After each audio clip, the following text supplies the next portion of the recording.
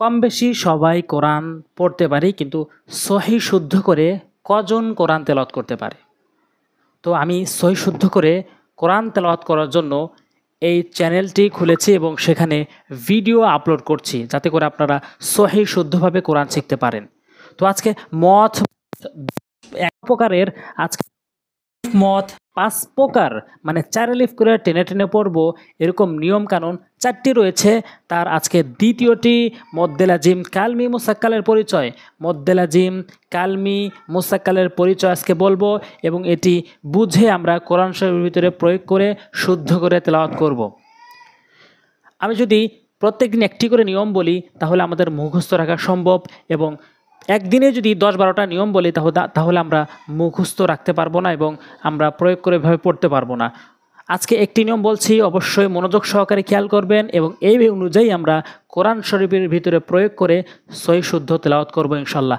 আজকে 14 নাম্বার পর্ব, এবং আজকে 14ই রমজান। অবশ্যই রিকোয়েস্ট থাকবে ভিডিওর শুরু থেকে নিয়ে শেষ পর্যন্ত দেখার জন্য। আমরা কিভাবে টেনে পড়ব?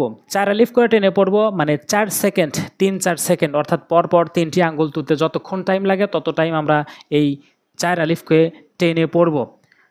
মদের হরকত বা মদের হরফের উপরে মোটা চিহ্ন, এই মোটা চিহ্ন যে হবে, এই মোটা চিহ্নটি যে হবে এটি মদের হরকত আর মদের হরফের উপরে হবে।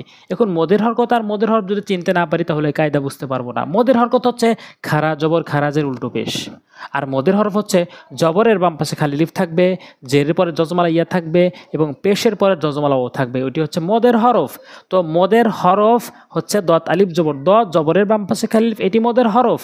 এখানে হা খারা জবর হা, এটি মদের হরকত। তো মদের হরফ অথবা মদের হরকতের উপরে মোটা চিহ্ন এবং বামে যদি আমরা তাসদীদ দেখতে পাই তাহলে এটি হচ্ছে মদ্দে লাজিম কালমি মুসাক্কাল হবে। তখন আমরা 4 আলিফ করে টেনে পড়ব। সহজ করে যদি আমরা বুঝতে যাই, তো যার উপরেই মোটা চিহ্ন থাকবে তাকে আমরা 4 আলিফ করে টেনে টেনে পড়ব। যেমন দতলাম জবর দল, আগে টানবো তারপরে ধরব। দতলাম জবর দল, লাম আলিফ 2 জবর লান, দলান দলান। দাল বা জবর দাব, বা জবর বা, তা 2 জেরে 3, দাবাতিন। আমরা এই দালকে 4 আলিফ করে টেনে পড়ব। তা হামজা জবর তা, মিম পেশ মু, তা মু, রানুন পেশ রুন, নুন ইয়া জেরে নি, তা মুরুনি। হাজিম জবর হাজ, হাজিম জবর হাজ, জিম জবর জা, তা 2 জেরে 3, হাজাতিন। হাফা জবর হাফ, ফায়া জেরে ফি, হাফি, নুন জবর না, হাফিনা।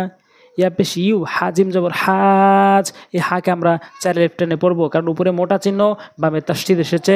এটি হচ্ছে মদ্দে লাজিম কালমি মুসাক্কালের পরিচয়। ইউ হাজ, জিম অবশ্যই জু, নুন জবর না, ইউ হাজ জু না। অ জবর ওয়ালা, আলিফ জবর লা, ওয়ালা, তা জবর তা, ওয়ালা তা, হাদ জবর হাদ, ওয়ালা তাহাদ, দত অবশ্য দু, নুন জবর না, ওয়ালা তাহাদুনা। তাহলে মদ্দে লাজিম কালমি মুসাক্কাল আমরা কিভাবে প্রয়োগ করব? অর্থাৎ সহজ করে যদি বলি তাহলে যার উপরে মোটা চিহ্ন থাকবে এবং বামে তাসদীদ থাকবে এটি হবে হচ্ছে মদ্দে লাজিম কালমি মুসাক্কাল, এবং একেই আমরা 4 আলিফ করে টেনে পড়ব। 4 আলিফ টানবো কাকে? যার উপরে মোটা চিহ্ন থাকবে, অর্থাৎ মদের হরকত আর মদের হরফকে। তো আজকে এই পর্যন্তই, ইনশাল্লাহ সামনে পর্বে মদ্দে লাজিম হরফি, মদ্দে লাজিম কালমি মুকাফফাফের পরিচয় বলা হবে। মদ্দে লাজিম কালমি মুকাফফাফের পরিচয় বলবো ইনশাল্লাহ। আসসালামু আলাইকুম ওয়া রাহমাতুল্লাহি ওয়া বারাকাতুহু।